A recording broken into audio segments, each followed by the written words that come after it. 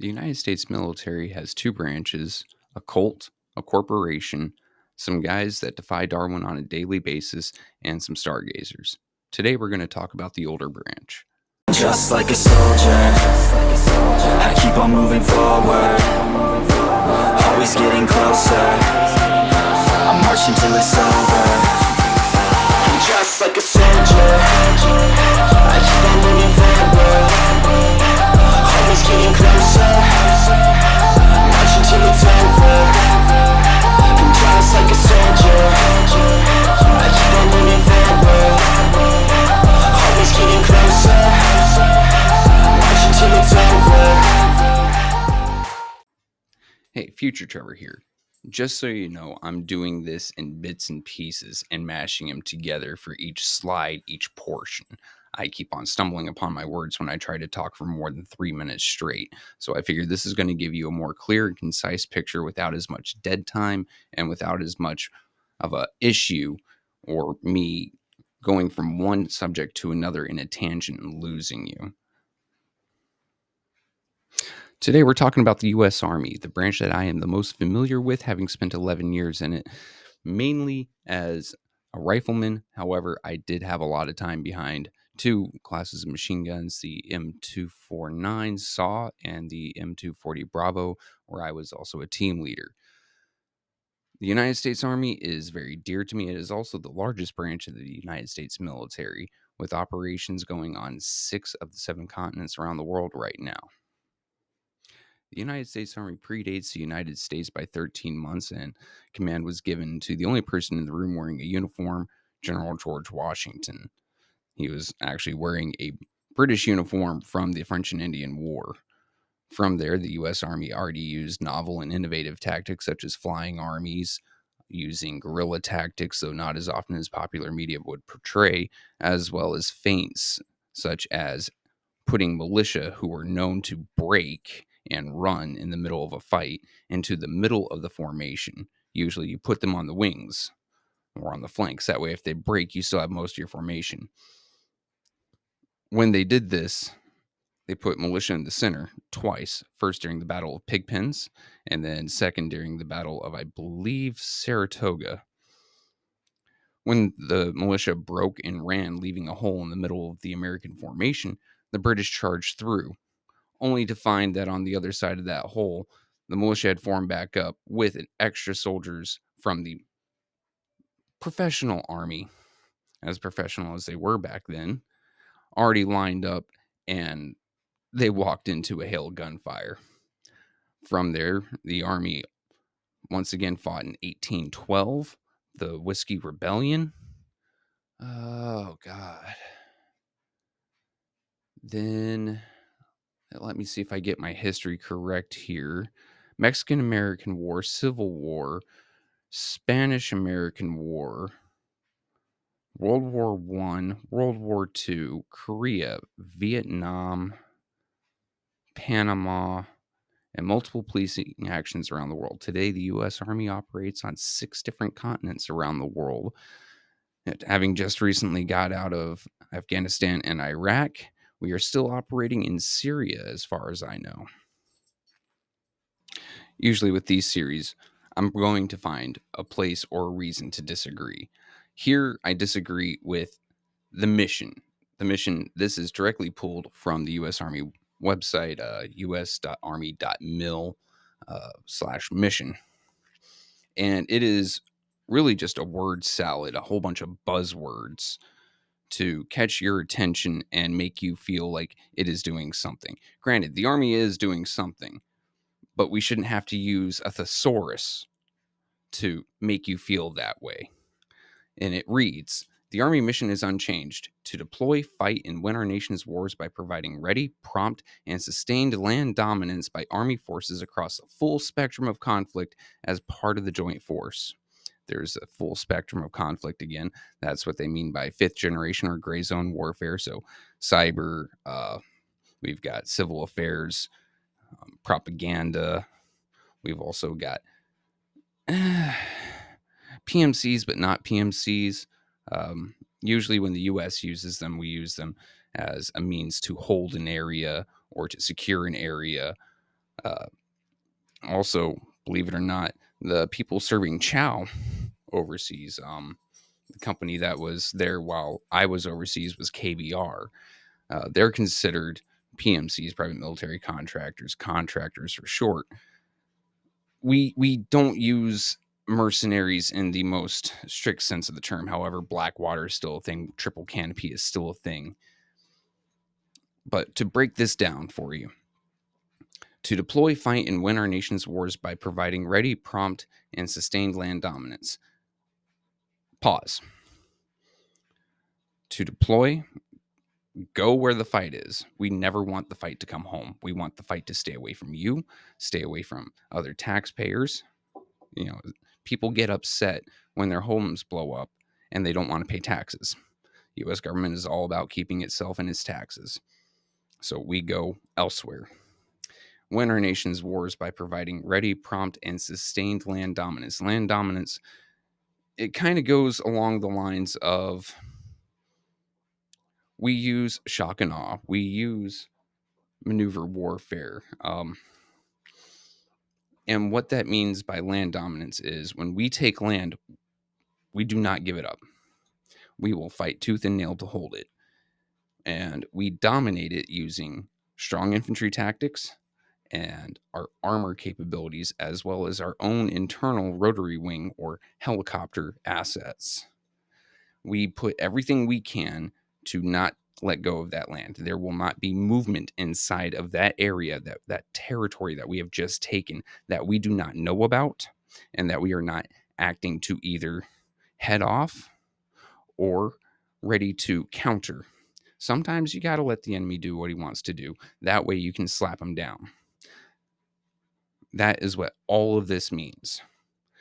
The last part saying as part of the joint force, meaning that we work closely with Marines when their mission coincides with ours. The Marine video will go over a lot of that, but just for now, the Army's mission and the Marines' mission are completely different. For the last few years, we have been using Marines as a second army. That is not how they're supposed to be used. The Marine Corps hates it. The Marine Corps Commandant hates it, and they're getting back to their roots. We also work closely with the Navy. Navy F-18 fighter jets will provide air support, and Navy will also provide support via its long-range missile capabilities. And our closest friends, the Air Force. The Army, Navy, Air Force, Marines will move together and operate together. The main force is the Army on the ground. The Army has over 1 million personnel. Most of them are support. Most of them are there to make sure the infantry, the random guy with the rifle, can do his job. And that includes your tankers, that includes your helicopter pilots, that includes your artillery, that includes your combat engineers. Everything is about the infantry. So as we are securing land, we are allowing for airstrips to be built for our Air Force to support us and sustain us. We are working in tandem with the Marines. When we get to their video, we'll talk about what Marines are meant to do and how the U.S. Army and the Marines will work together in an ideal world. And the Navy, while there's a lot of jokes I have about them, I respect their capabilities wholeheartedly. And they aren't just a bunch of guys floating on a piece of steel and concrete out in the middle of the sea. They have grunts and ground pounders. They have civil affairs. I've gone on many a mission with them. All this is to say that the Army is ready, is built to work as part of a whole, one part. Now we get into the part that makes me happy. Now I can stop with the word salad. I can stop with history, though history's fun. And I can talk about the gear. What you'll notice on your screen right now is in the upper left-hand corner is a soldier in green. The entire screen is green. He is wearing the AN PVS 14 analog night vision. That is what makes America so deadly right now. While other countries are coming up with their own night vision, America has had this advantage for decades. We have not only gotten used to moving at night, we own the night. That isn't an exaggeration. There have been times where I've walked through a village completely dark out wearing these, no one wakes up. We've moved around people. Special forces, the Green Berets, who, once again, they will get their own video because they are outside the regular scope of the Army. Same thing about Rangers and all the other fun guys. Anyway, they would just go into someone's house quietly with their night vision. People wouldn't be able to see them. I heard a story of one guy with a rifle as special forces were entering this house quietly, looked down a hallway, and then continued on his way. Why? He couldn't see them, but the special forces could see him in clarity. Night vision is a game changer. And the reason why I put analog in there is that is a big deal. There's a huge difference between analog night vision and what China uses, digital night vision. Digital night vision is basically a camera that goes in front of your eye on your monocular and then a tiny TV screen playing in front of your eye. These are far cheaper, yes. And it sounds cool, yes, digital night vision. Who doesn't want digital in the age of computers? The problem is that there's a slight lag. The refresh rate of the screen or the amount of time it takes to process what that ends up doing. And I know a lot of guys in my personal life who have gone out and bought digital night vision. They saw it was cheaper, they thought it was better. And what happens is there's that lag. So you're getting a picture, sometimes upwards of a half a second late, and it'll really mess up your equilibrium, your balance, or what you think you're walking on. Oh, that stick is there. I'm going to step over it. Well, that was 2 steps back. And so you're falling over your face. It also causes headaches and nausea. So the US uses ANPVS 14. That was my generation. I think they're using some cool new guy binocular stuff now that automatically brightens or dims according to the illumination outside. But that is standard. Every infantry rifleman from the lowest private all the way up to generals, whenever you are whenever you're outside the wire, you will have these on you just in case, even during daytime, just in case a fight happens and you are there for longer. Okay, in the middle of the day, we are on equal terms ish. We'll get to that in a minute. But at night you're toast, you're smoked, you're gone. Because now I have the advantage. I can see everything, you can see nothing. Then on our lower middle screen, we've got our standard rifle. And as soon as I'm done with this segment, I'm actually going to go through ish about that rifle. But here's the things that you can notice off the bat. Number one, this soldier is wearing it's not a bulletproof helmet. And I hate when people say that. It's there to protect your dome piece in case you get blown up, rocked around. There have been some instances of them deflecting bullets, catching bullets. One guy from my old battalion, the tour before I got there, a bullet struck his helmet, and because the curvature followed it around, gave him a nice zipper line scar. However, he survived. That's not really what the helmet's for. It is there to protect your brain piece.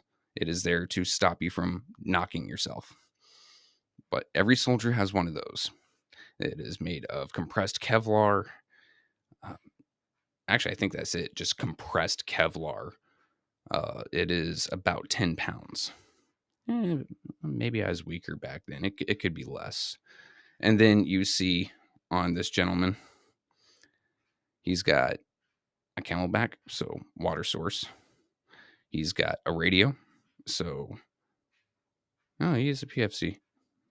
We're not every infantryman gets a radio. We'll stop that right there.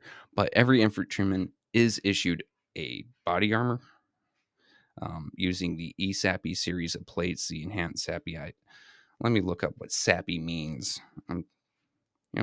Pre-recording, I'm supposed to have all this set up, but I'm new to this. ESAPI body armor.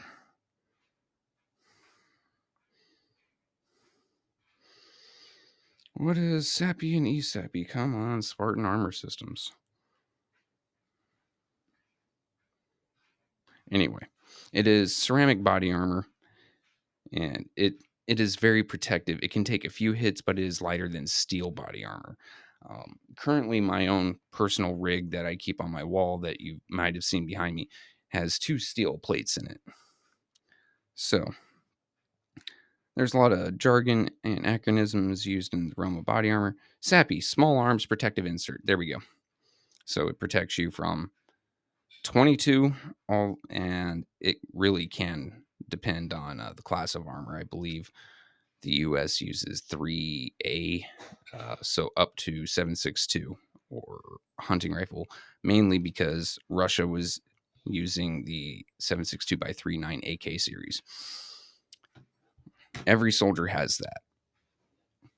Next on this man's rifle, you'll see he has a laser designator. That is for use in conjunction with the night vision.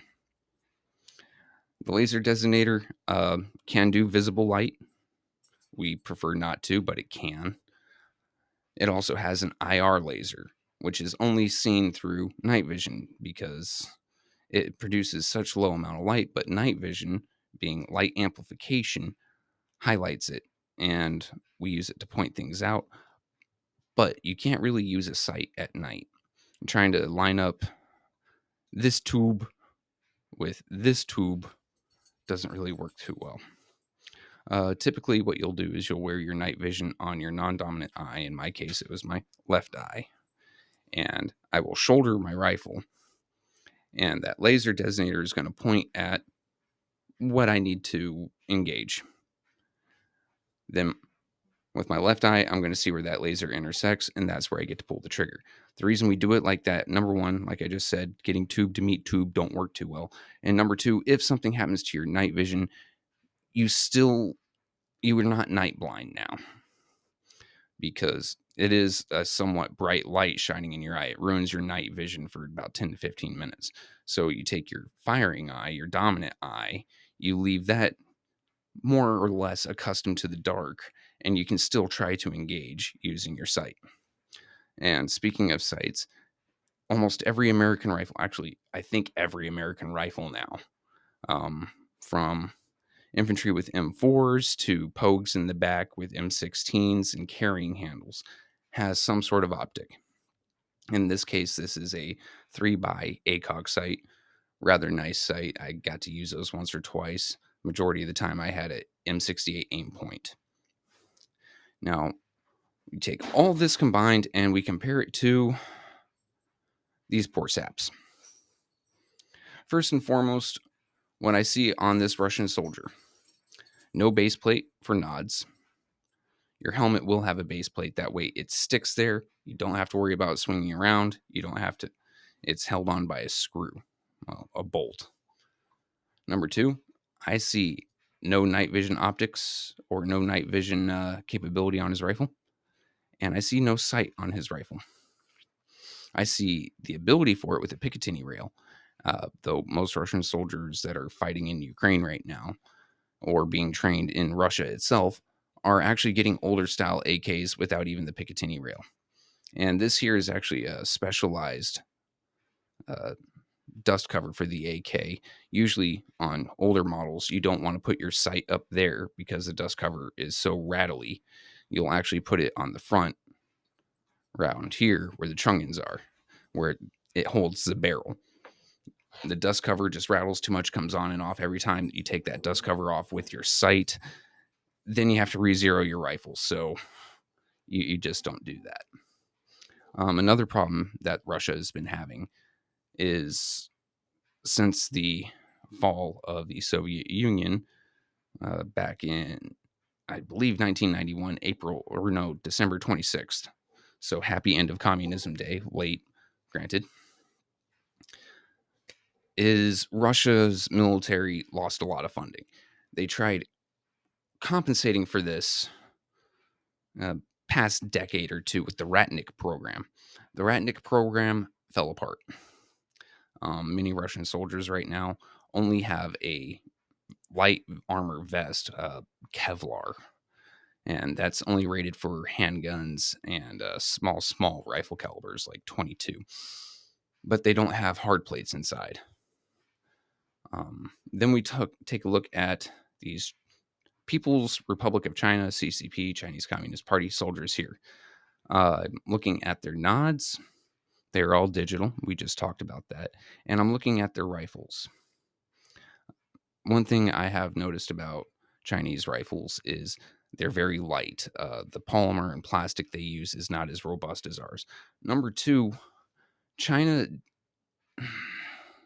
How do I say this without. China can manufacture a lot of stuff very quickly, but the quality of manufacturing is low. Their rifle barrels, ours, you can probably run about 1,500, 2,000 through them. There's about 5 to 750. They fall apart.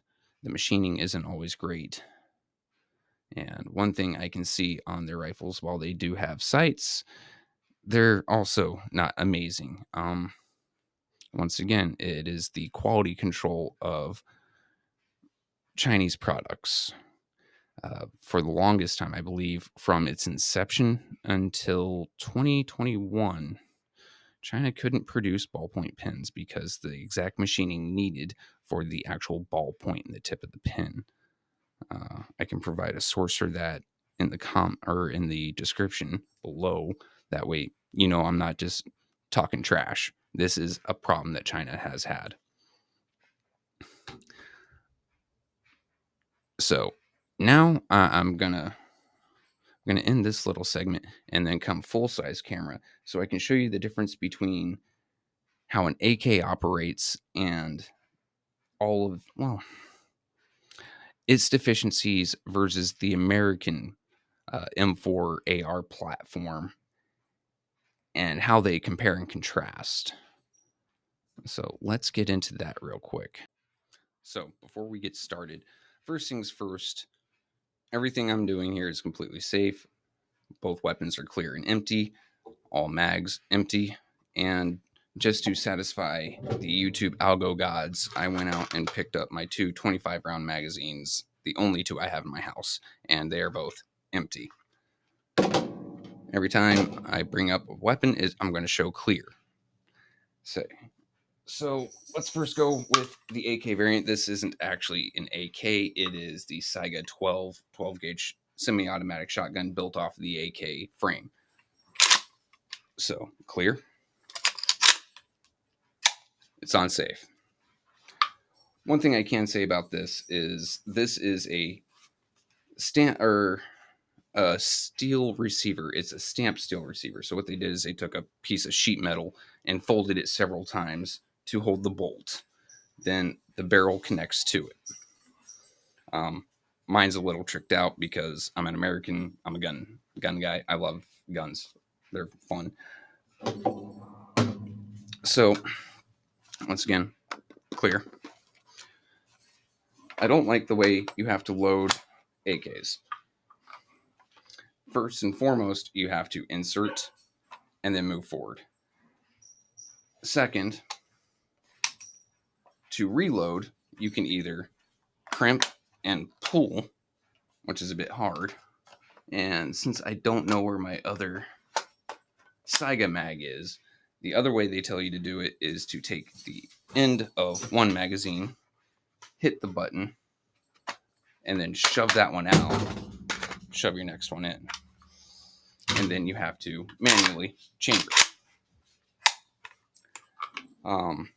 Once again, like I said, you don't put an optic up here typically because of the dust.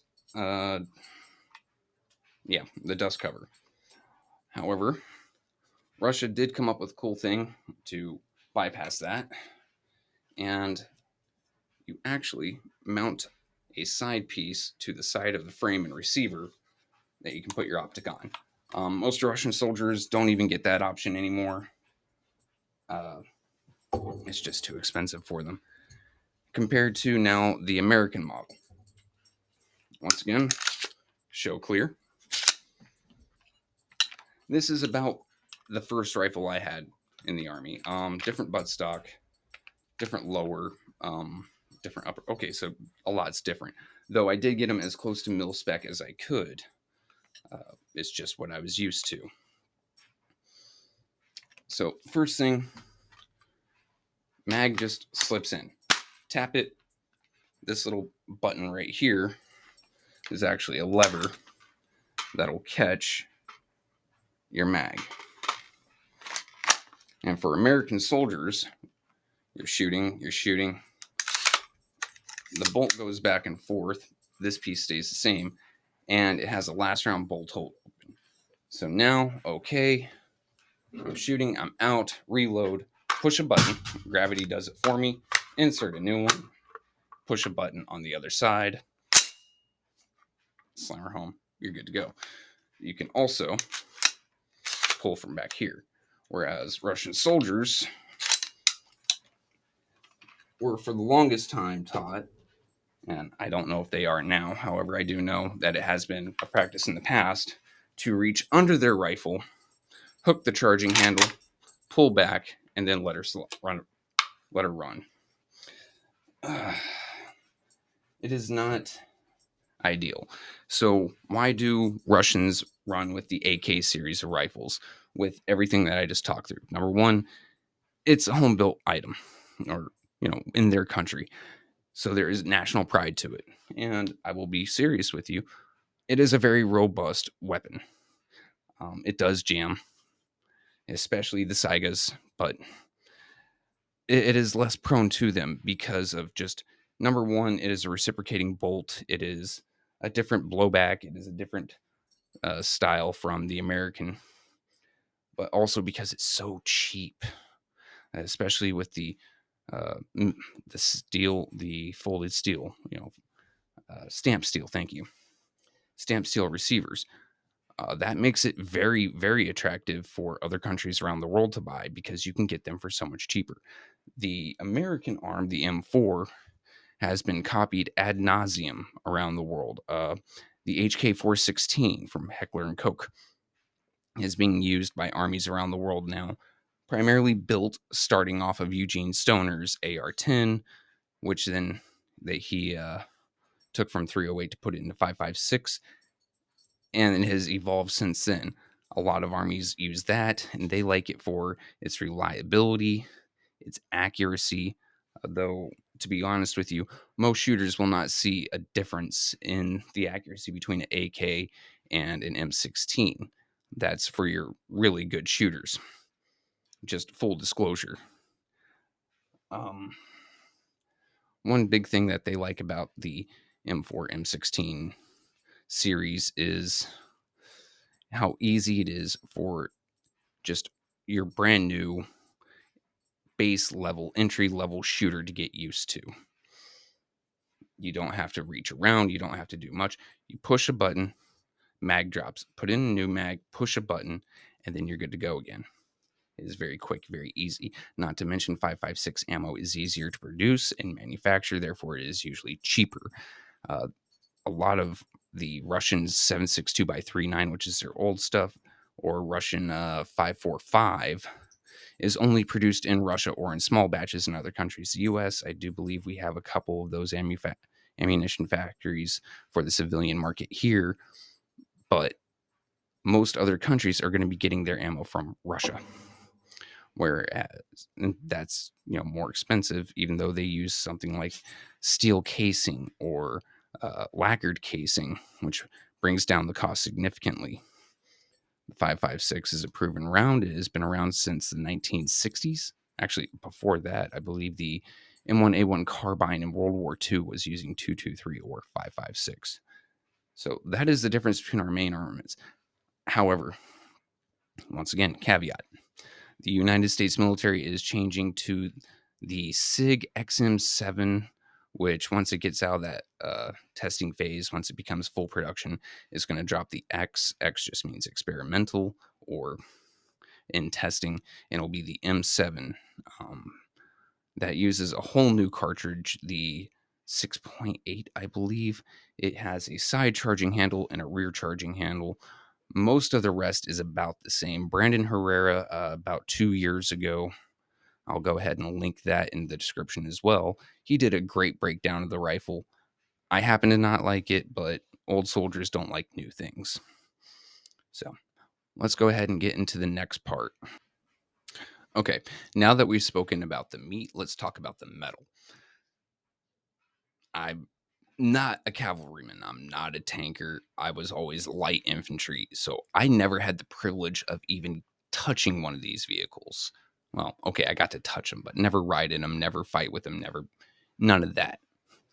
Um, However, I do keep up with it as this is one of my interests. This is one of the things that really just ticks the boxes for me. Uh, if any of you are gamers, you might be aware of a game called War Thunder.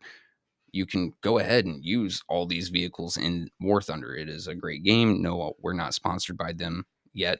I would love to get a sponsorship from War Thunder. We'll see if we keep growing, right? So, we're going to talk about the metal. And these are just four choices that came to mind when I decided to talk about American Army equipment.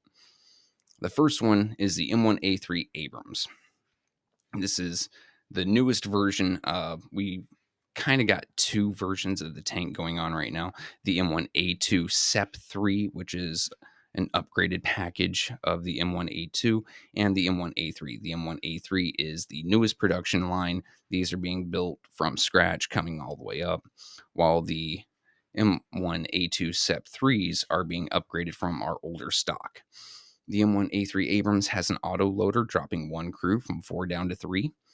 It has a 120 millimeter smoothbore main gun. These things can reach out and touch somebody. The gun itself is a licensed copy from Rheinmetall in Germany. It basically, if you have a 120 millimeter smoothbore main gun, it is either a Rheinmetall gun, a licensed copy of a Rheinmetall gun, or it is a complete ripoff of a Rheinmetall gun. They are the best in the world for a reason. They are highly accurate, they are stable, and they can take some wear and tear. The next thing you'll see is up top, just above the main gun, you'll see a 50 caliber machine gun that is remote operated by the tank commander. You've got a coaxial machine gun right next to the main barrel. That is a 7.62. And then in the back, you've got another 50. That one is actually crew controlled. Dude has to get up there and use it. This is a beast of a tank. It's actually a lot heavier than I originally thought it was. The original M1A1 SEP1 Abrams, when it came out, was like 45 tons, which is about where you want a tank. It can move quickly, it can go over multiple types of terrain. However, throughout the years, we've had to upgrade these things. Yeah, so we have given them better night vision capabilities. They came with night vision. We've constantly upgraded it. We've given them thermal vision. We've given them ERA, or explosive reactive armor. Something hits the side of that tank with a certain amount of mass going at a certain amount of speed.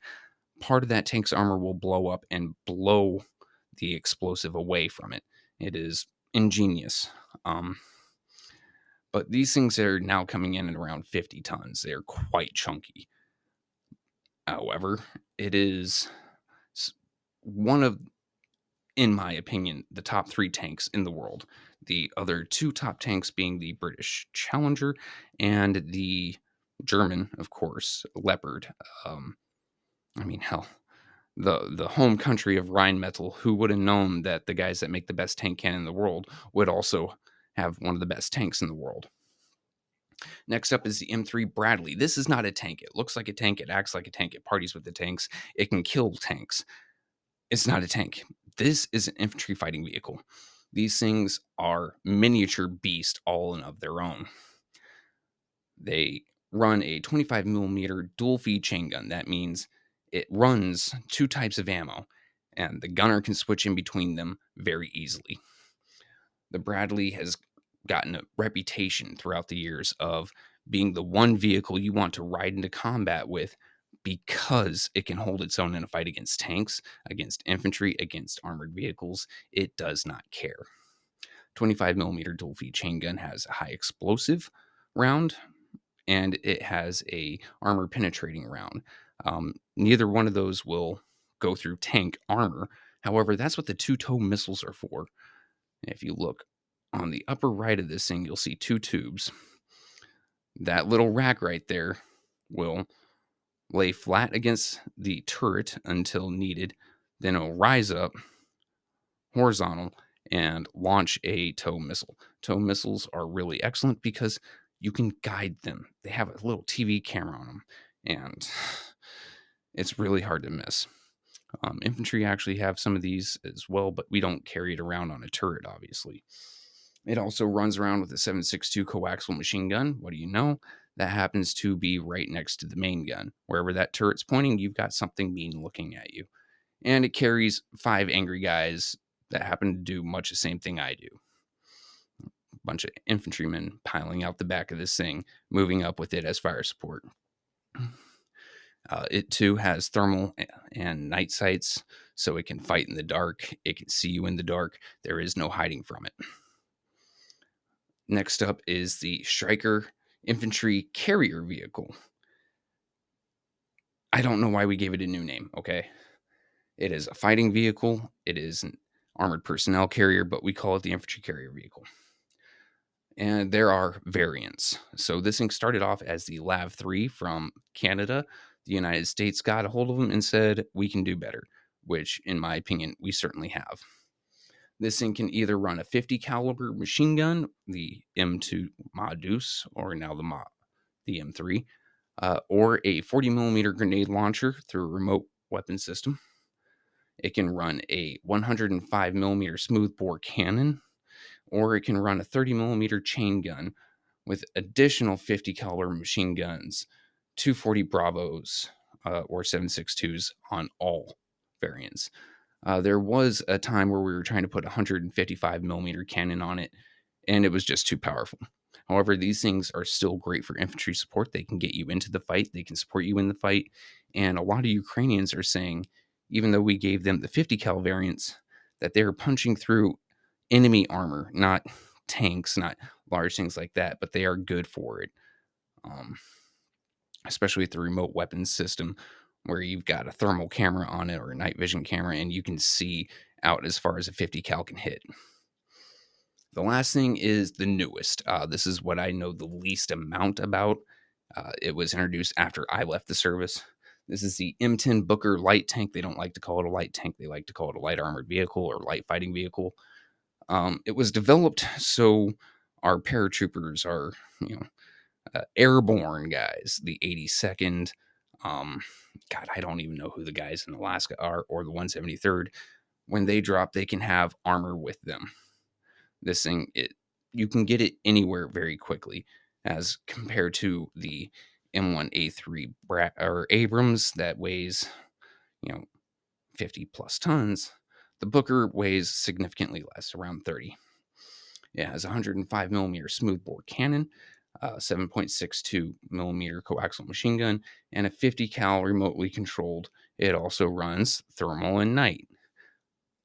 You're seeing a pattern here. America, we really like our advantages. We don't like to give them up for anything. This thing was developed so if paratroopers do run into armor, they have something to take it out. Granted, infantry, as we'll get into, have our own ways of taking out armor, but having your own armor there makes things a lot better.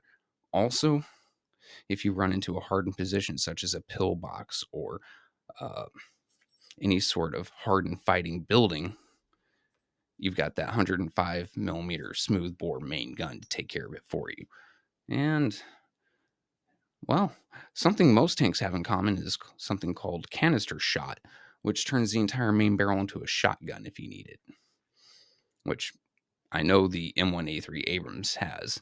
I don't know if the M10 Booker has, but if it does, it makes sense. Now we got our target metal. And there are a few things here that I really want you to take notice of. First off, we got the T90M. This is a derivative of the no, not the T-34. I'd say the T-72 main battle tank. Russia does this really cool thing where they number their tanks based off of what year they're made. T-72 made in 1972. They have upgraded it so many times. The T-90 was the newest version, and then that M at the end means they've modernized it. So it has limited thermal and night vision capabilities. Um, it runs a 125 millimeter smoothbore cannon, reflex anti-tank guided missiles, much like the Bradley's TOWs, 7.62 coaxial machine gun, and a 12.7 millimeter remote operated machine gun. One thing I can say is I don't like the design. Coming as an infantryman, I can tell you exactly where I'm going to aim on this thing, especially with a lot of anti tank missiles, X, Y, and Z, but even just as a rifleman or machine gunner. But what you see is a little bit of slope on the front of the turret, a little bit of slope in front of the driver. Right next to him is flat top, and very top of the turret is flat top. This thing was meant to fight other tanks. It wasn't meant to really go toe to toe with anything but a tank. Whereas our tanks are meant to bully everything. You can see in the back it has cage armor. Um, a lot of people have taken to calling it a cope cage. The United States has used these as well. Hell, a couple of our MRAPs that I was riding in Afghanistan had them. And it looks like a flimsy little cage, as Task and Purpose has talked about before. However, these things add several tons to the vehicle. What that is designed to do is a rocket, missile, warhead, whatever, hits that cage and explodes, giving standoff distance between the cage and the tank itself, the explosion in the tank. You'll also see a little bit of netting hanging down. This is not like your average net. This is a steel mesh net hanging down off the turret. That is to stop things like unguided anti tank rockets or missiles, such as the RPG 7, from hitting underneath the turret where it's vulnerable. Okay. Problem is, if they've got too many flat surfaces, just regular infantrymen, give me a platoon, and we can take these out. We will take losses. But as we discussed in our last video, what's more cost effective? Losing one or two infantrymen or losing a tank? Next, we have the BMP-3. This is Russia's counterpart to the Bradley. The BMP-3 runs a 100 millimeter smoothbore main gun or 30 millimeter autocannon.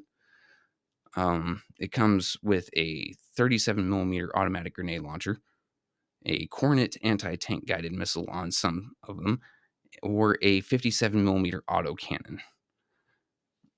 All very nice. And 3 7.62 medium machine guns. Once again, you've got all these flat surfaces. And speaking with Polish soldiers that I happen to train with up in Michigan, or coalition forces while we were in Afghanistan, or even just fellow service members from around the world, when you tap one of these on the side with the hammer, you can hear it on the inside. Whereas if you go up to a Bradley with the sledgehammer, you're hitting something solid. BMP-3s have been reportedly taken out by medium machine gun fire, the 7.62 millimeter machine guns that all of our vehicles had as coaxial machine guns. Now we're going to go into China. We have the Type 99A main battle tank.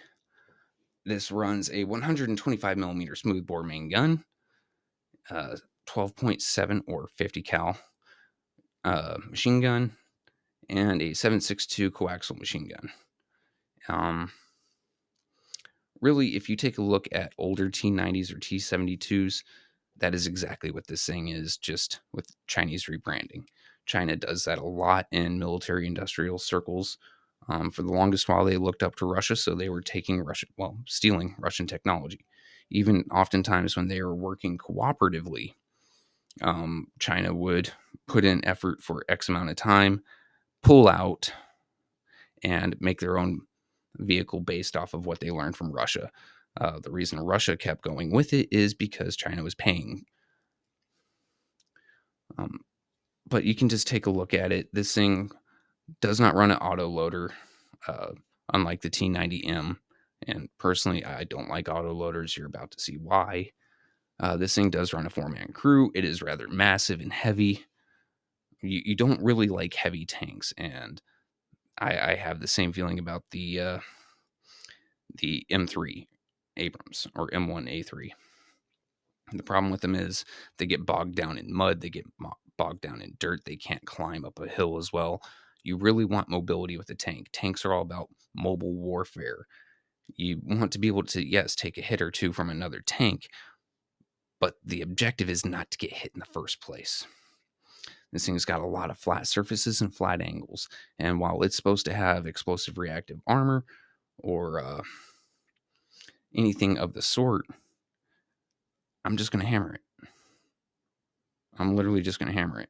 And it's so bad on fuel mileage, it has to carry, if you look on the back, its own fuel drums. So, me and an infantry platoon, we're going to. There are several ways to take down a tank. You've got the mobility kill, which means it cannot move anymore. You've got mission kill, which means it cannot continue with its mission anymore. Or you've got the straight destruction. In this case, I think we would go with the mission destruction or mission, the end of its mission capabilities by taking out its fuel tank, followed up by trying to hammer it through the side with rockets, ATGMs, pretty much anything we have. And if not there, then we would go ahead and start peppering all the optics on it and try and take out the treads.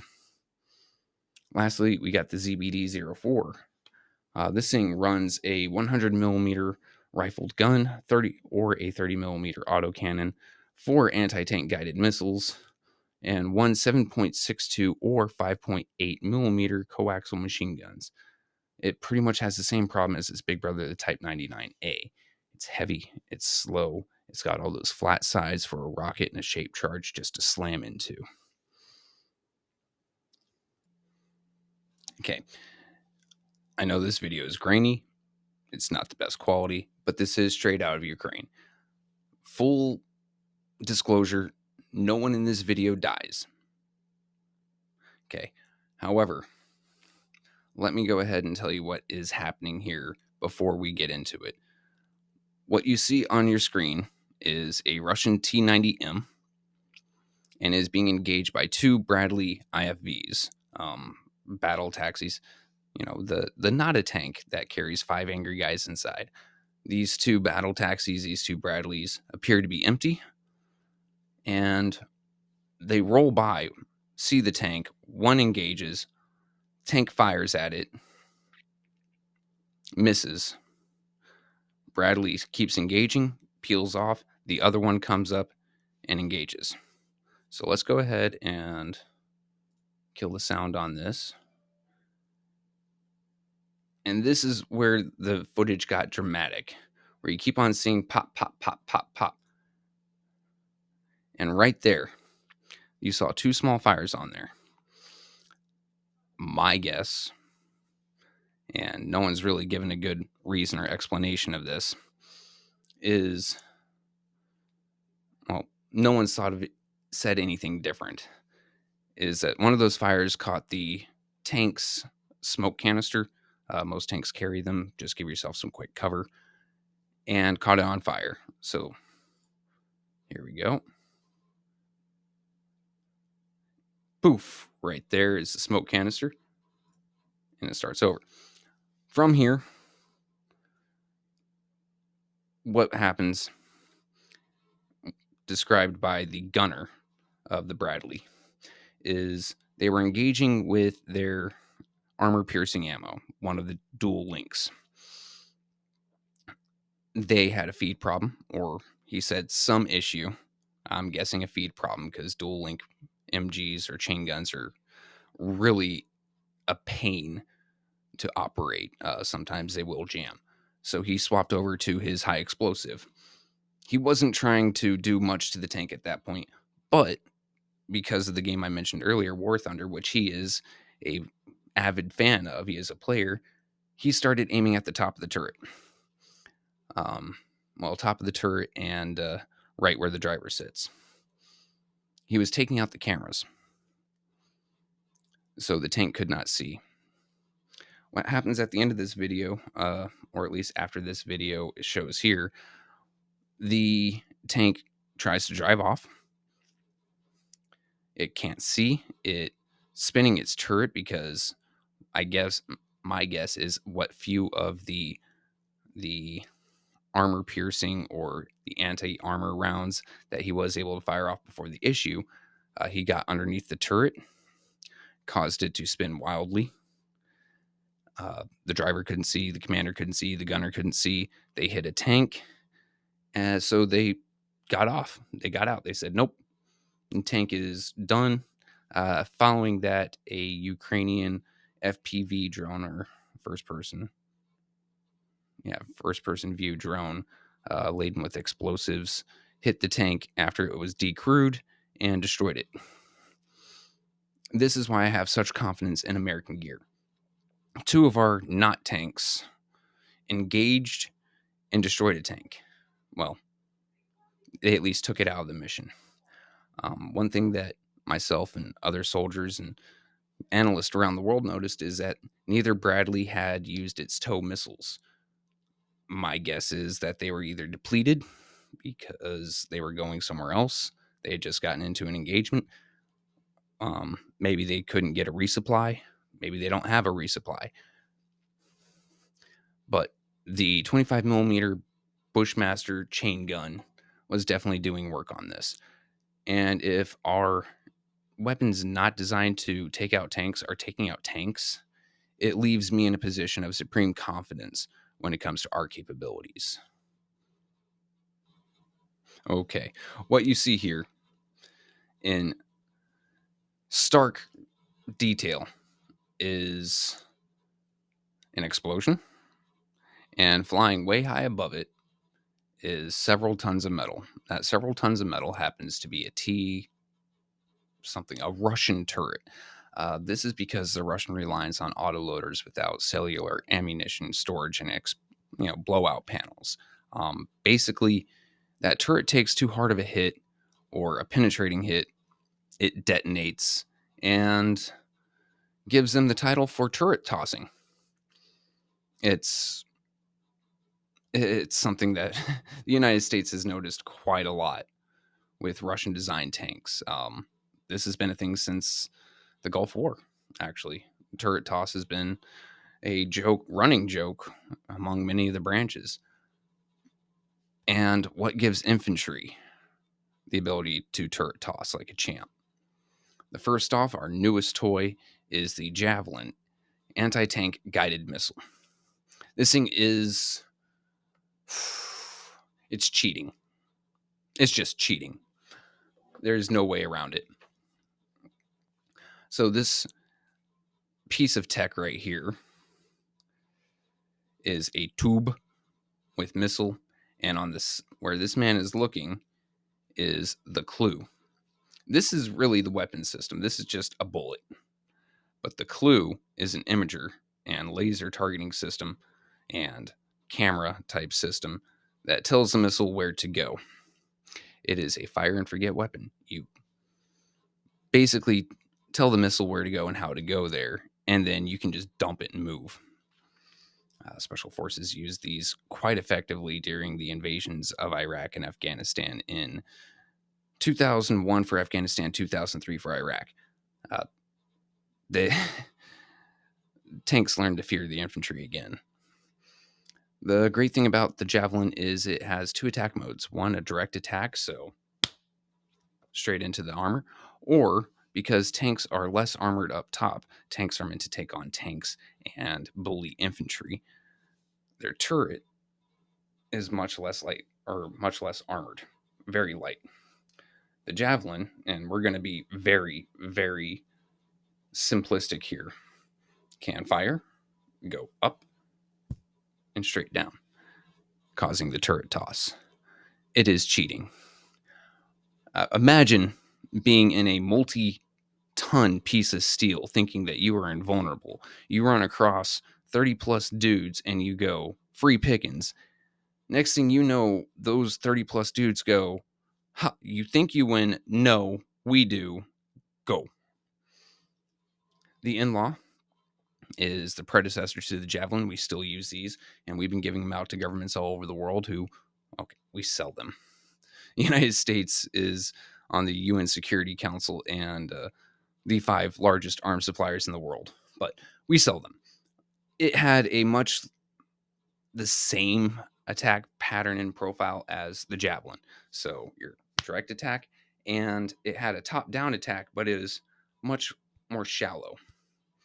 It still did the job quite well. It still does the job quite well. Then there's what my unit carried, the AT-4 anti-armor rocket, anti-tank 4. It also, if you're a dummy like me, helps you remember the size of the rocket. It's an 84 millimeter rocket. Um, it was originally designed for tanks against like T-62s, T-72s. It has become much less effective against tanks, especially in the modern era. However, it is still great to let them know that you're watching, to possibly get in some damage, get that mobility, take down their track, overheat their engine, mess up their engine so they just can't move, or causing damage to parts of the tank that are mission essential. It's also something we carry around just in case we run into a fighting position, a pillbox, a hardened position with sandbags. This will make short work of it. And then there is the crowd favorite, what the Delta Company in 212, my old battalion, used to run around with, as well as 3rd Platoon Alpha Company, my company, not my platoon. They had one of these on one of their MRAPs. This is the tow. Same thing as the Bradley. You can set it up on a tripod. You can set it up on a Humvee. You can set it up on an MRAP, like I said, and you can guide a missile in. Um, I mean, it is something to see a tow missile launched and then it curving to meet a moving target because your gunner is just that good. These are what have even the fight between the American infantryman and whatever is out there that is made to hunt us, whether it be metal beast of tanks or the flying dragons of helicopters. Each one of these can be used for it. Maybe not as effectively as some other systems we have, but it will work. So now we come to organic assets. These not flesh and blood organic, but organic as built and used within the organization. We can't always ask the Air Force to be on station. They've got their own fights to handle, and there's other units that may be, in more need than your specific one. Um, Navy can't always drop a multi-thousand to multi-million-dollar cruise missile. Marines may not be around. Coast Guard, well, when we get to their video, we'll explain a lot about them. They nothing but respect, Coasties. I'm still gonna make fun of you, but you guys are badasses. Okay, or Space Force, they they shouldn't be a thing, but they are. I shall learn to love my new little brothers. I promise. Someday. Today is not that day. So, first up, we got the tracked M109 Paladin, and these are by no means an exhaustive list, but these are the ones that come to mind to me and most dynamic for a video setting for me to show you something, right? This is a YouTube video, not a radio. Tracked M109 Paladin looks like a tank. It's got a big gun. It's got tracks. It's got a machine gun up top. It's not a tank. Inside that big box turret is a nice place for 2 men to stand, and it is a chunk of artillery. That is a 155 millimeter artillery piece sticking out of the nose of that thing. It can reach out 18.9 miles or 18.6. For those of you having a problem understanding, exactly what 18.6 miles is, that's probably the distance between you and the next town over. Why I like this thing. If we look at the conflict in Eastern Europe right now, there is artillery fire, then counter battery. What that means is artillery will shoot at something, and then the other side's artillery will turn and shoot at the first one. It is a duel. Okay. Emplaced artillery is not lasting long, especially when put at the front. So you have something like the tracked M109, and this thing's so cool. It can adjust its gun, obviously. I mean, really high angle, and adjust the charges on it. So it can use rocket assisted to reach that 18 plus miles out, or it can use conventional munitions, and those use, something called a cheese charge, and you can pack several cheese charges, uh, or powder charge, however it gets launched, behind that shell up to a certain amount. So by adjusting the angle of the gun and the amount of power behind it, it can shoot several times in rapid succession. And because of the ballistic arc of artillery and its very nature, you can get several artillery shells landing at the same time, having a much bigger effect than what you would think just one gun can do. And then because it's tracked, all it has to do is lower its gun, secure it, and then drive off into a new position to start the process over again. So, fire, counter fire, counter fire. That is some 4D chess. It is an amazing piece of technology. Korea has something similar. I do plan on making videos for the Korean military, South Korean military, North Korean maybe. Um, and theirs impresses me far more, but the tracked M109 Paladin will always have a special place in my heart. Next up, we've got the M777 155 millimeter artillery, the exact same cannon type as the Paladin. It can do just about, well, not everything the Paladin can. That is towed artillery. So you hook it up to a truck, you drop it in by a helicopter, you emplace it, you fold its legs that were back up front to brace it, and it can't move as much. That's okay. When you're going into a static defense or a static position, static artillery is fine. When it comes to a dynamic moving front line, it's not so much useful, but it still has its place. I've actually had my life saved by one of, well, we had a pair of them on Fob Blessing, but multiple times. God, the memories. Um, then we have the United States Army's response to what if the Air Force can't be around? And the answer to that is the Apache AH-64, AH standing for attack helicopter. It is one pilot, one gunner, though you can pilot and gun from either seat. Typically, the front seat is reserved for the gunner, though. The helmet,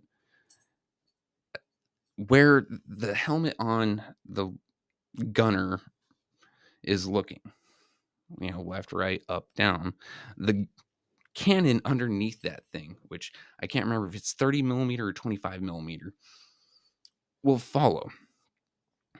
And it gives that gunner a really advantageous look of the battlefield. Not to mention that underneath those two stubby wings on the side are two pylons, so four in total.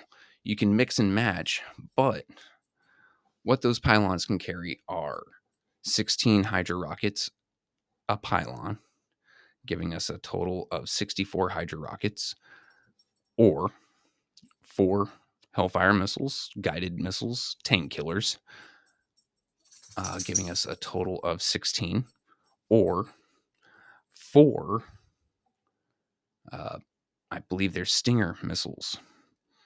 So the Apache's kind of an all-rounder. It can take on infantry, it can take on armored vehicles, it can take on static positions, it can take on trenches, it can take on tanks, and because of those Stinger missiles, it can take on other aircraft, from other helicopters to some limited capability of taking on fighter jets, which just is mind blowing. The the genesis of this thing came from the Bell Huey, which if I didn't have to worry about copyright, I'd be playing Fortunate Son right now because the Bell Huey, it is iconic of the Vietnam conflict. And that's, where you see the soldiers hanging out the side.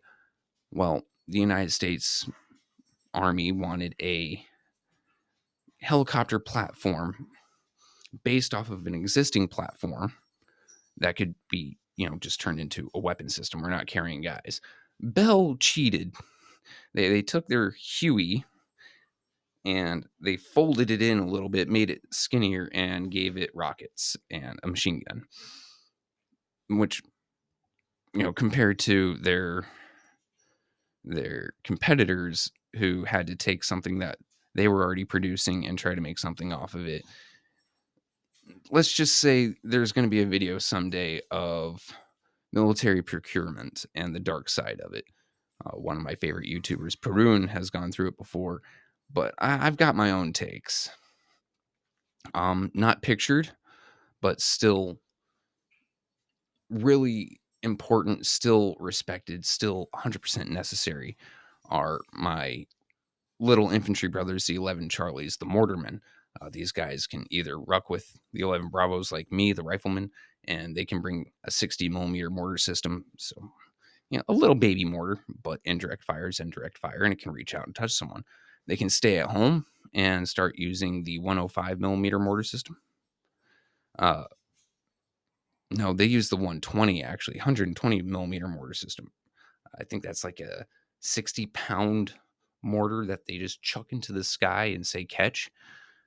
And then there's the 105 millimeter howitzer, also run by the same people as the M777 and the tracked M109, the 13 series. Though that howitzer, it puts in work, but it is also an emplaced artillery piece.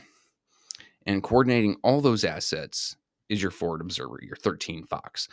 These guys are usually embedded into an infantry platoon, and they control these assets. While these assets may be brigade or battalion level, or sometimes even all the way up to division level, when they get tasked out, when they get passed off down to the infantry company, infantry platoon, it is that forward observer telling them what to do. While even your stock standard been in the army 20 minutes private can call for fire, can direct an Apache or a Kiowa when they were still up in the air, or mortars. That's having a handyman build you a house, when instead you could have the forward observer, the architect, master architect, build you the Taj Mahal. What I'm saying is the forward observer is a sniper with a radio. Not only can they walk in rounds so much faster than someone like me could, they could also tell them the right ammunition to use, when to let it blow up, let it be a impact detonation or a air detonation or a partial ground penetration. They they've trained their entire military career to fight with a radio. So while someone like me is taking cover and returning fire from cover, that forward observer, while they can use a rifle, what they are mainly doing is poking their head out from behind cover, risking injury or death, finding where the enemy is at, and then directing fire on it. I have to give them nothing but props. Uh, when I was in Afghanistan, we had a forward observer. Back then, it was Corporal French. I believe by the time he left the service, he was either sergeant or staff sergeant. While he and I did have a few personal issues, I think that was just the nature of A, being deployed, and B, the Army as a whole. Uh, that man was an artist, as far as you can say, in terms of warfare.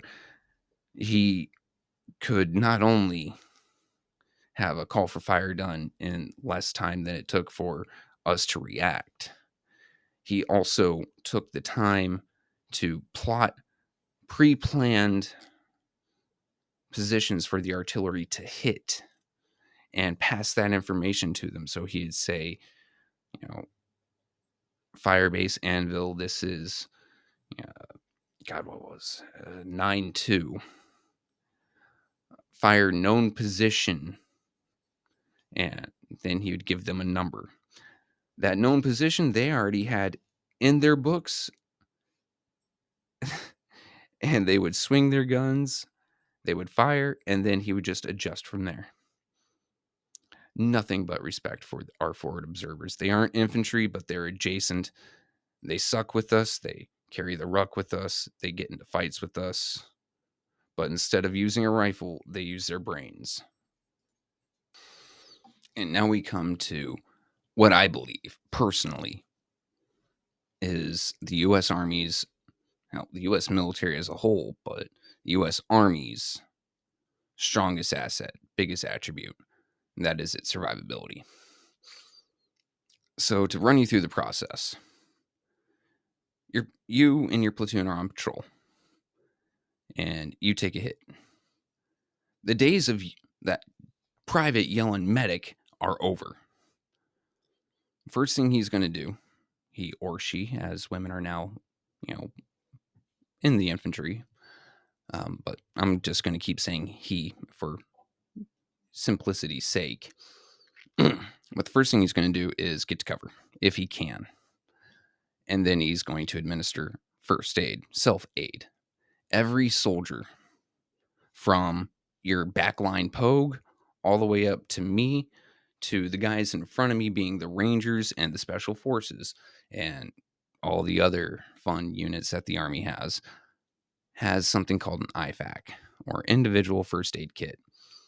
And it is bandages, sterile gauze, a tourniquet, uh, a nasal pharyngeal, which, in case you don't know, it's in case your mouth or throat get messed up. And it is a tube that goes into your nose through the back of your throat so you can breathe. It's got gloves. It's got surgical lube for that nasal pharyngeal. It's got enough to keep you breathing. The rest of the platoon is going to eliminate the threat that hurt you. They're gonna don't touch my little brother again type deal. And then your battle buddy will move up to you. Your battle buddy is going to take over your care, especially if you weren't able to do it in the first place.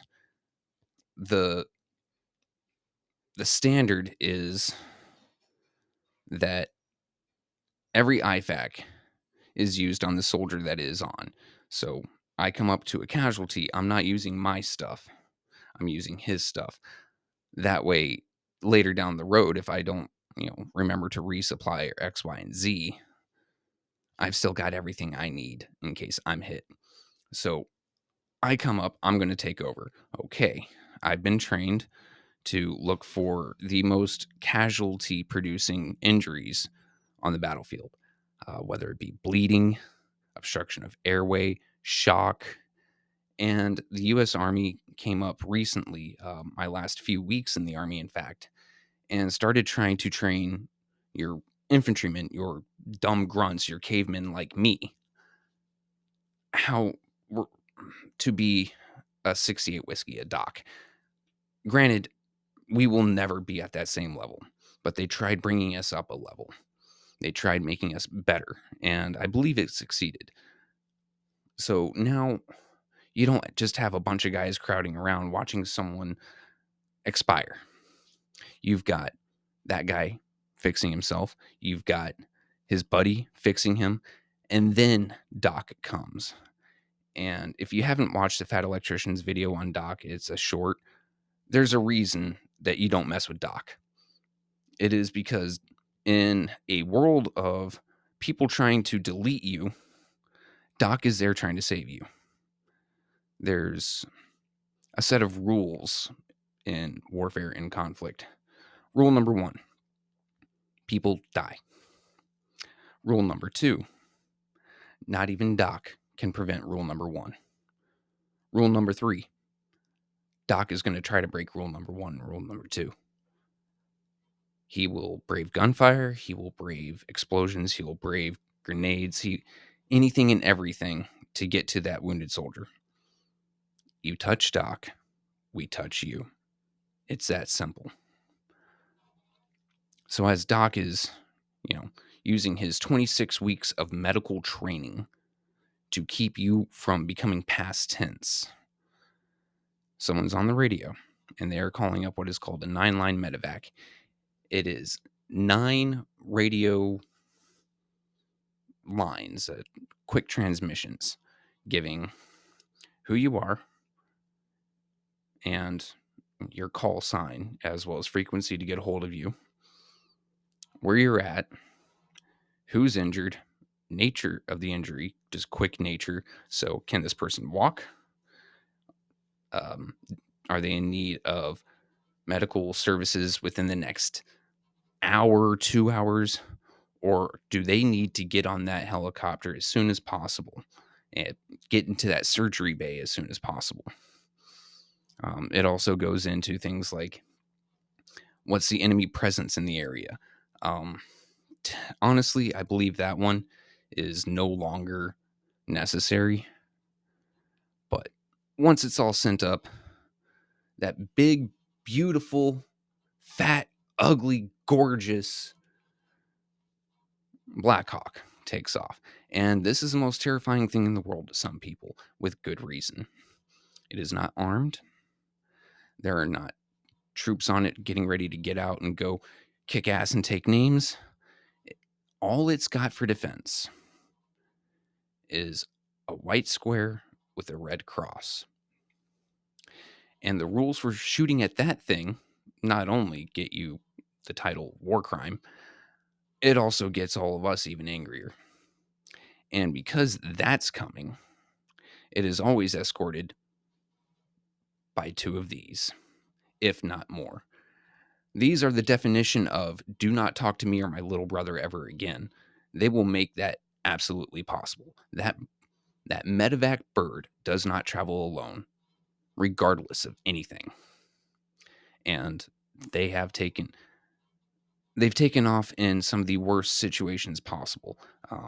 We're talking dust storms, thunderstorms, hell, damn near tornado conditions. And those brave pilots and brave crew get on that bird to come pick your bleeding ass up and get you to where you need to go. So, rules pretty simple. You get hurt, take care of yourself, take care of your friend. Doc takes care of you. Don't shoot at Doc. Don't touch Doc. Don't touch the bird that Doc's going to put you on. We're already going to try to make you past tense. Now we're going to try to just delete your existence. The reason that I believe that this is one of our biggest strengths, from bottom to top, anything and everything, is because it keeps the experience alive. And I don't mean that as, something to look back on. Oh, yeah, I remember. No. Even if you are jacked up and you will never be on the line again, you can pass what you know to the next generation. This is what makes the US Army so strong. We have a tradition and a culture and doctrine and standards set up to make sure that every lesson learned is passed on. And that goes for old guys like me, where I can become a contractor and start working and helping train uh, U.S. troops one way or another. Or you've got old guys who become NCOs and is their job, NCOs, sergeants, is their job to train the next generation behind them and keep them in practice, as well as keeping guys who are injured alive so they can take their knowledge of what happened to them and prevent it from happening to the next guy. This is what makes the US Army so dangerous, because we never forget a lesson. There are lessons today still being taught that were learned in 1775 by Robert's Rangers. Think about that for a minute. Actual lessons, actual operating procedures. And because of Doc And that big, beautiful, ugly bird, more learned every day. Okay, so it's now several hours later, finally getting back around to it. Now I want to talk about two really important battles that show the difference between the United States Army and much of the rest of the world. One thing that really differentiates us is how we treat our junior leaders, our lieutenants, captains. And I know it sounds weird calling them junior, but these are just the beginning steps of an officer's career, as well as the way that we treat our sergeants, staff sergeants, hell, even corporals down on the lower end, even folks like me as specialists. What you see in a lot of authoritarian type militaries, I'm going to use Russia in its current or past form here, is they are very top down. It is very, you will follow this battle plan this way all the time. Whereas with us, United States Army, Navy, Marine Corps, Air Force, but today we're talking about the Army and our NATO allies, is we have really innovated the idea of the person on the ground that actually sees what is going on, who is actually being shot at, who may see an opening or may see a closing, can make a decision right then and there. And I think one of the battles that most signifies this, that shows this the best, is the Battle of 73 Easting in 1991 in Desert Storm. Quick overview. Everyone knows Desert Storm, but we'll go ahead and simplify this to the point of kindergarten level. Iraq, having just finished a war with Iran, was money poor. They decided that because Kuwait was tapping into some of the same oil deposits they were, even though it was on their side of the border, they were going to use that as a casus belli, or a reason for war, and invade Kuwait and take over their oil fields to help bring up their cash infusion again, help bring up their reserves. At this point in time, the Iraqi military was the fourth largest in the world. This doesn't mean most advanced. This they're the third, and they were buying most of their weapons from one of two superpowers, being the Soviet Union, the USSR. They were also receiving training. They basically Soviet Union in miniature. The way that the armies ranked in size back then was Soviet Union, China, United States, Iraq. Well, the United States didn't like that Kuwait was being invaded, not out of anything moral. Remember, when it comes to geopolitics, there is no morality, only who is right and who is strong. When Iraq took over the oil fields in Kuwait, it raised oil prices worldwide. Kuwait was one of the only non-OPEC countries at the time, so they didn't have to follow OPEC regulations and pricing. US was buying oil on the low. But Iraq, being OPEC, as well as Iraq wanting money, had invaded. The US brought a coalition of allies, but it was mostly American soldiers and Marines and airmen, though there were a fair amount of British and European allies, but majority of the force was American. I mean, vast majority. It came down to an ultimatum. The way that all stronger countries treat smaller countries or weaker countries. Do what I say, or I'll make you. This wasn't a given at the time. Um, the third and fourth largest militaries in the world, even with coalition support, was supposed to be a very long, hard fought, bloody, and bitter battle. And now we come to the plan. United States forces were lined up in Saudi Arabia and the UAE, ready to push into Kuwait. General Stormin Norman Schwarzkopf, the head of the coalition, the American general, had came up with what most military historians call a brilliant plan. And I don't know if that's just propaganda, but it called for a massive left flank. Schwarzkopf called it his left hook. It took, I want to say, 3 whole divisions to clear from the side coming in through Saudi Arabia into Iraq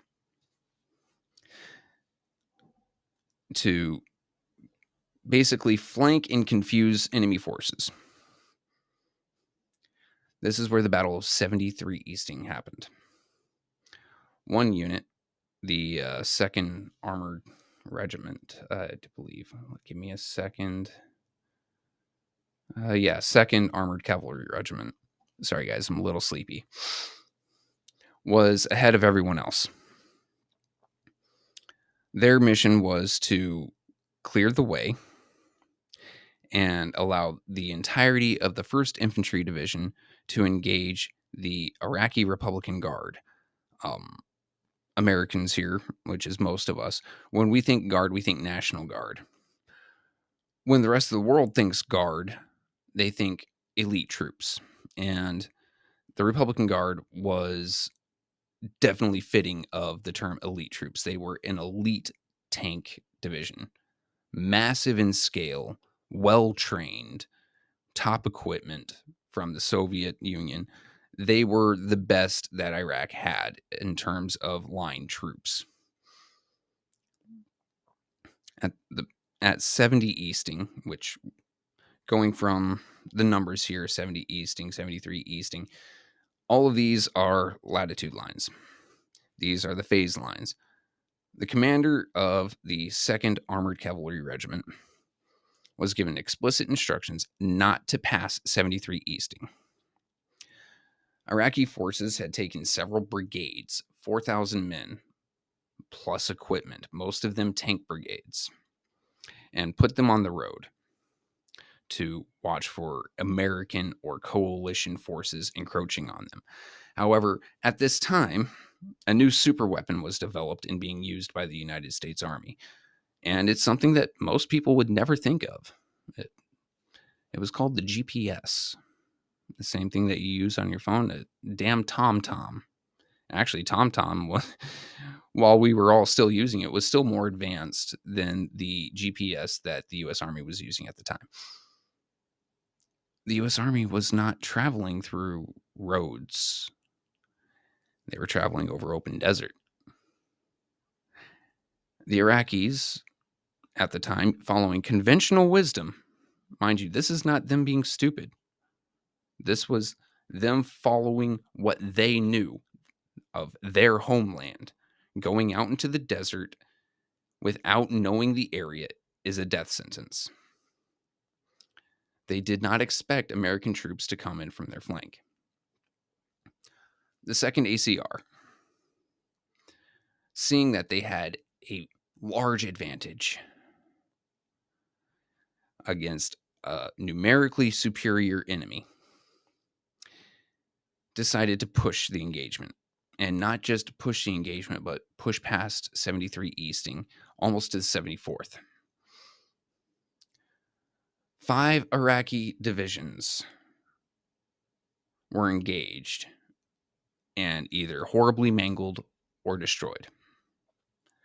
This was using just a few M1A1 Abrams and a few Bradley infantry fighting vehicles and a few pieces of artillery.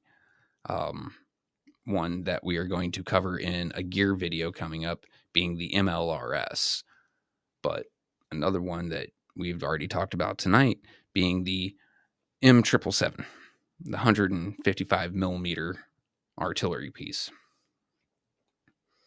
By the end of the battle, let me see numbers here. All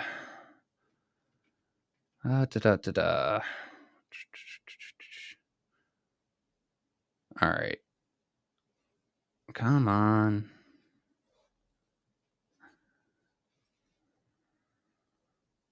Okay. So, quick side historical note here.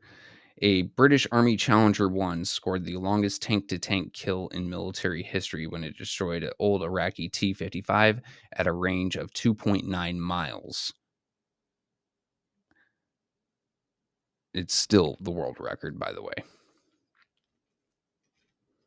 But let us take a look here. Bradley M1 tanks, American gunners.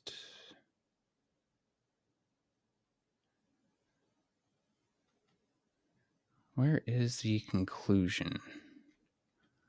I'm sorry, I was just on it. Here we are. The 2nd and 3rd Squadrons of the 2nd Armored Cavalry Regiment destroyed 2 brigades of the Iraqi Republican Guards, the Tawakalana Division.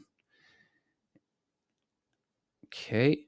55 Iraqi tanks destroyed, 45 other armored vehicles destroyed, an equal number of trucks, hundreds of Iraqi KIA, 865 Iraqi prisoners taken.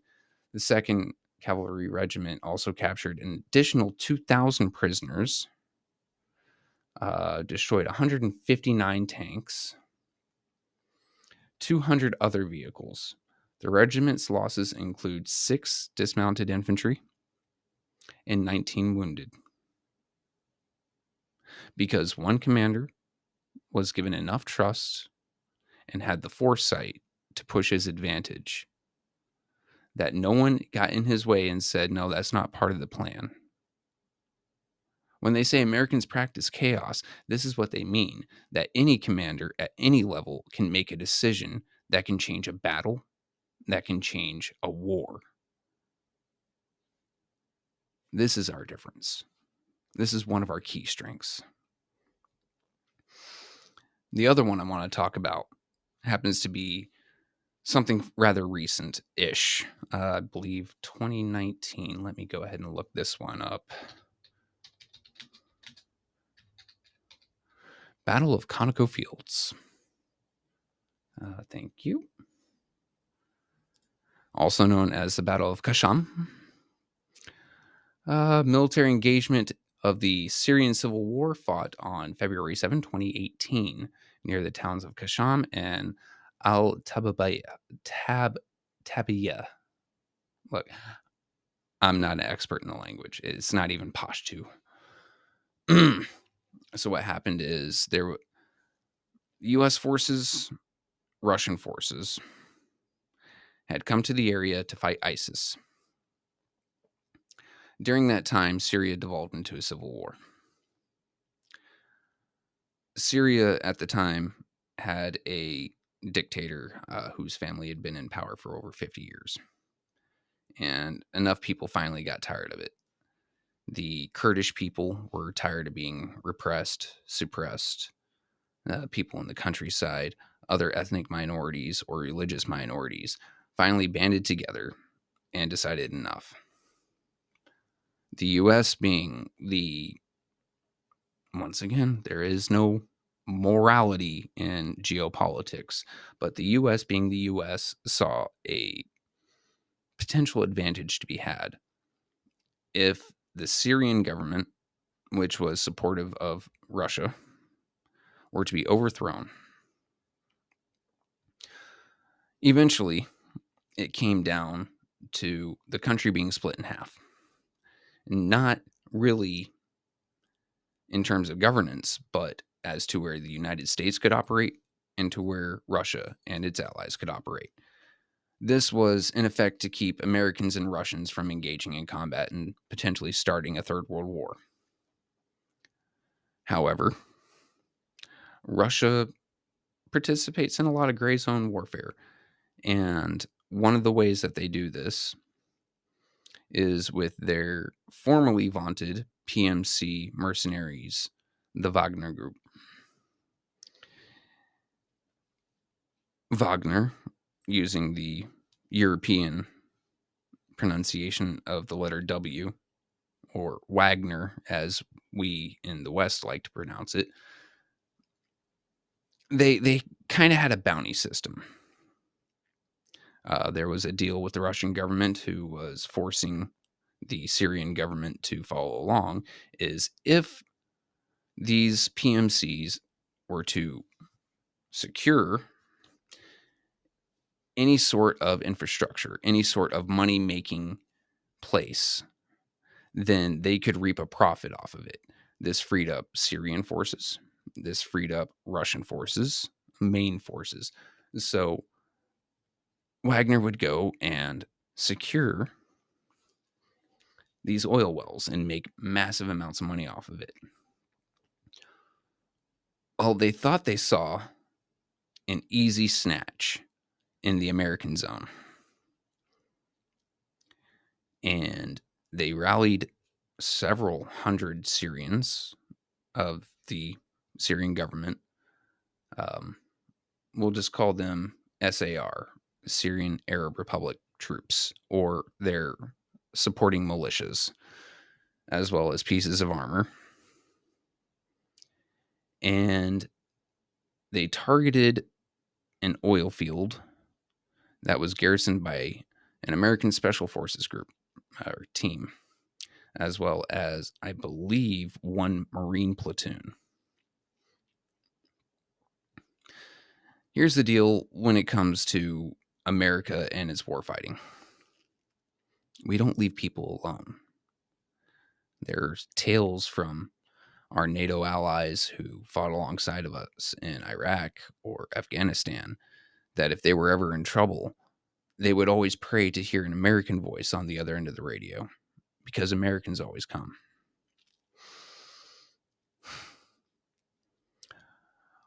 Once these pieces of armor and Wagner troops and SAR decided to push across the river, which was the delineation zone between Russian and American areas,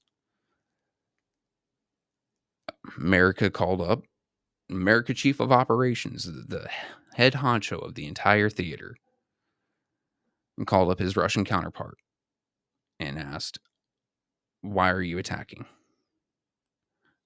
His Russian counterpart said, "There are no Russians here." Okay. So America called up a quick reaction force, which was Marines from a nearby outpost, about a company of them, and raced them there. Then the American commander once again called up his Russian counterpart and said, "Are you sure there are no Russians in this column?" The Russian said, "Yes."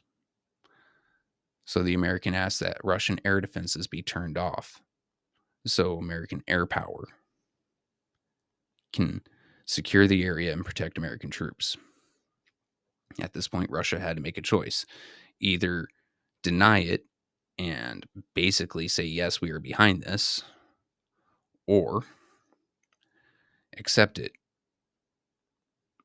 They chose to accept it. They turned off their air defenses. In that time frame, America dropped enough bombs and called in enough air support, including the AH-64s we talked about earlier, as well as Air Force air support and artillery fire, to decimate the incoming column.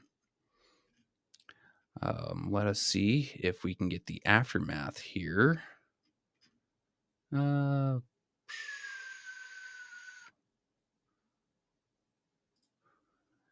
Okay. Nope, that's political wake.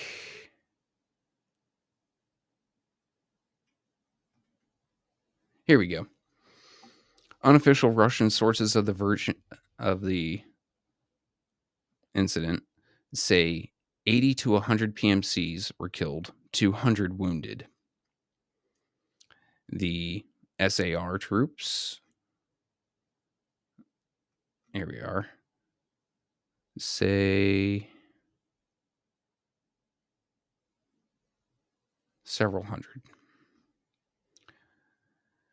Because the United States had called in other special operations personnel, AC-130 gunships, which we will be doing a video on later, F-22 Raptors, F-15E Strike Eagles, MQ-9 Reapers, AH-64s, B 52s, as well as artillery and M142 HIMARS, shelled the Syrians so bad for so long.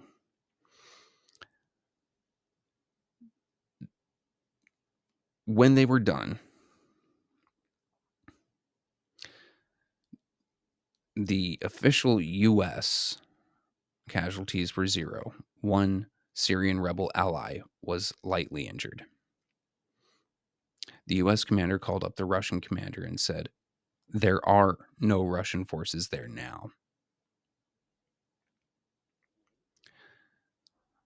At the beginning, we talked about how the U.S. Army is supposed to work with other branches, and this here shows it.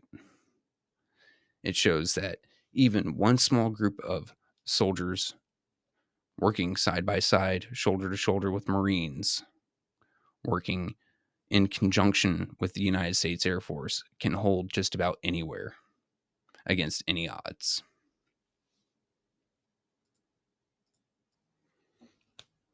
And to finish this off, on the right, you see a photo of the day I earned my combat infantry badge. That is my platoon. I'm one of the bald kids in the back. I was 20 years old, and I was flown out into the middle of nowhere. And as a terrified 20-year-old kid, I still knew that no matter what, I at least had something behind me. However, I think I will close this out by telling you the mindset of the soldier, which is also on your screen. The mindset of the U.S. Army soldier is, we expect to be outnumbered and outgunned, but we'll never be outmanned or alone. There's always someone coming to help. Thank you guys so much for sharing this with me. I know this was a long one. I hope to get these down in the future, but there's just so much information on the U.S. Army that I wanted to share. I want to thank, once again, always 810 News Media Group, the greatest producer in the world, Mickey Jordan, or Spacely Sprockets, as Wentis calls him, or whatever his name is today. Go ahead and once again leave your questions, comments, and there will be a separate show every Wednesday from now on, as long as we get enough questions, or I can just go look up frequently asked questions to answer. I know last video we had a few, and I'm going to be putting together that show for Wednesday. Next week, we're going to talk about the Navy.